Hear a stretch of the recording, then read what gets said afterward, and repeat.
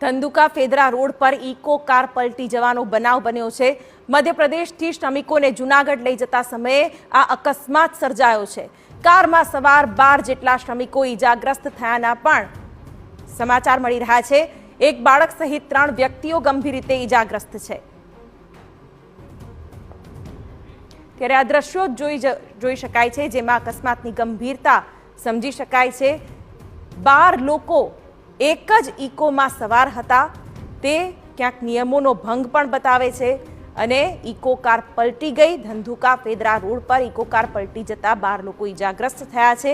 मध्यप्रदेश थी श्रमिकों ने जूनागढ़ लई जता समय अकस्मात थयो छे अने त्यारबाद लोकोने होस्पिटल खसेडवानो वारो आव्यो हतो, जेना पण दृश्यो जोई शकाय छे। नानी मोटी ईजाओ पहोंची छे आ श्रमिकोने। श्रमिको के जे मध्यप्रदेश थी जूनागढ़ तरफ जई रह्या हता अने ते ज समये आ दृश्यो